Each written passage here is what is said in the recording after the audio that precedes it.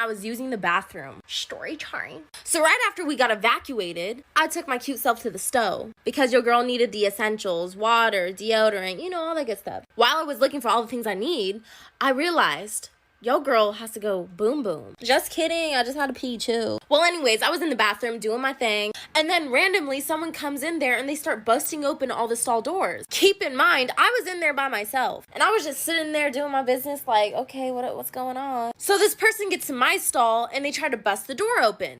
But your girl made sure she locked that stall door. Then this person starts shaking the door from the top. Like I'm just sitting here on the toilet and I see someone's hands reach over and try to shake the stall door. I was pretty freaked out, not gonna lie. So I wrapped it up, and as I was buttoning my pants, I see someone's phone come from underneath the stall door. Then I hear the camera noise. This bitch really took a picture of me. Part 2 is about to take a weird turn. This girl took a picture of me when I was using the bathroom. Story time. Part 2.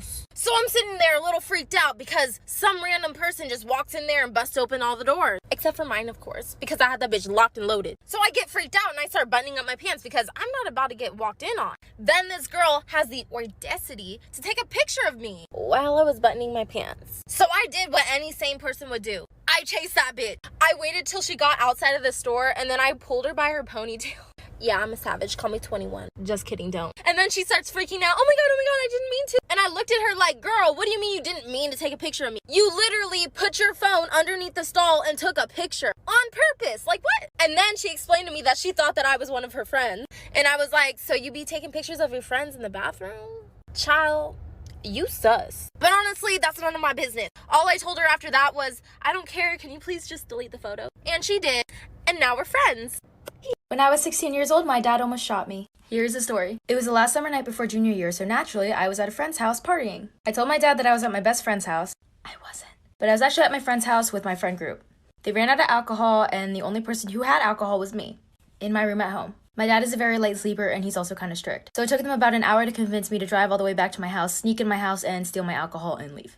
I say sneak in because I wouldn't want to wake up my dad and then have him question me why I'm home and then look through my bag. 4 of my friends and I got in my car and we drove to my house. We parked outside my house with no headlights on, no nothing. My friend Zach and I went to the back of my house to sneak into the window that is always open. And the rest of my friends stayed in the car. The problem with the window is that it's super squeaky. We sat there trying to open the window for 5 minutes, very slowly so it wouldn't make any noise. So we finally get the window halfway open so that I can fit my body through it. Half of my body is out the window and the other half is swung over into my family room. I am so close to getting inside and then my dad wakes up and I hear, "Who's there?" Followed by a like for part 2.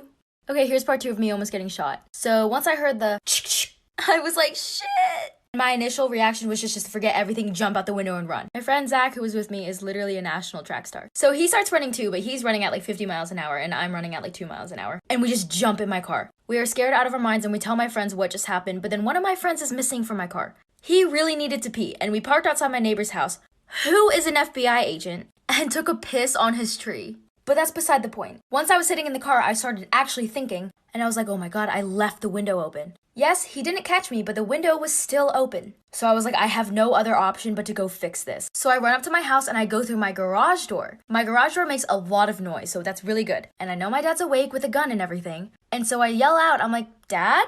Pretending like I don't know what's going on. And he goes, Maddie, oh my god, I almost shot you in the face. And I was just like, I have no idea what you're talking about, Dad. Like for part 3.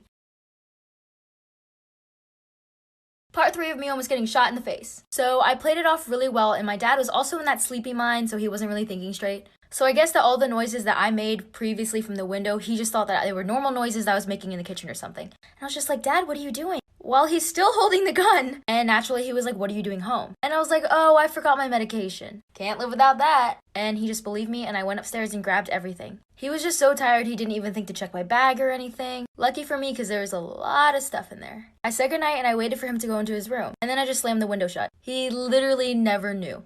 I run to my car, get in the car with my friends, we go back to his house and we have a fun night. I go home the next morning and then he's like, what was wrong with you last night? Were you on drugs or something? Personally, I don't do drugs. I also actually don't drink. But he still asked me if I was high or on something the night before because I was acting really weird because I was really nervous. To recap, yes, I was very nervous because my dad was holding a gun right in front of my face. And that is the story of how my dad almost shot me.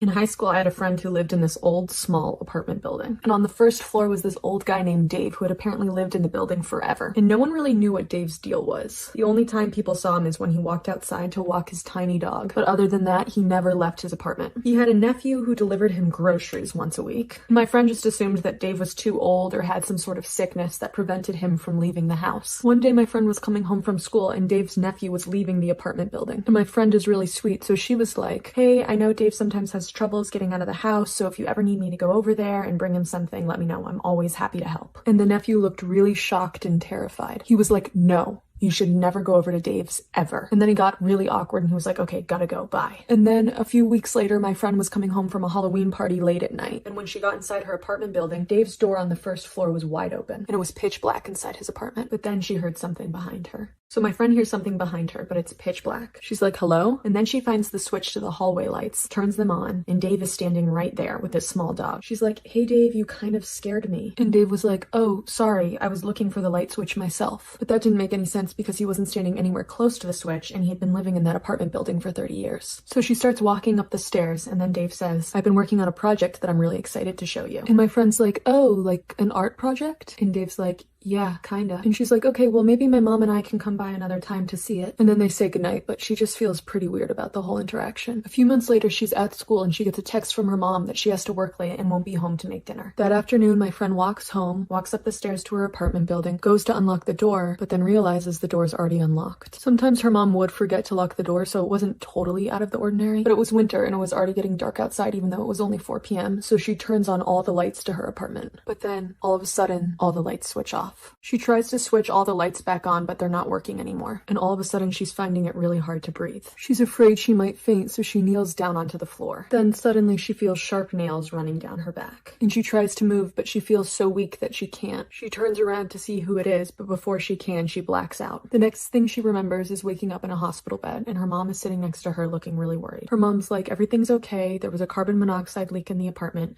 and you passed out." The nurse is like, "In the next few weeks, you may feel tired or sluggish or have hallucinations. Don't worry, that's totally normal." And my friend is like, "What about the back scratches?" Her mom's like, "What are you talking about?" So she runs to the bathroom, pulls up her hospital gown, and there are 4 dark scratches on her back. When she comes back from the bathroom, her mom looks concerned and she goes, "Honey, there's also something else you should know. Dave, who lived on the first floor, passed away, and they've been cleaning out his apartment and they found something. And it might freak you out, but I feel like you should know about it." Her mom tells her that they found a weird box of things in his closet, and inside that box were random pictures of her, an old hairbrush, pieces of hair, a pair of shoes that she thought she had lost. And the nurses think that the scratches are from when she fainted, but she's sure she felt someone scratching her back, and she's sure that it was the ghost of Dave.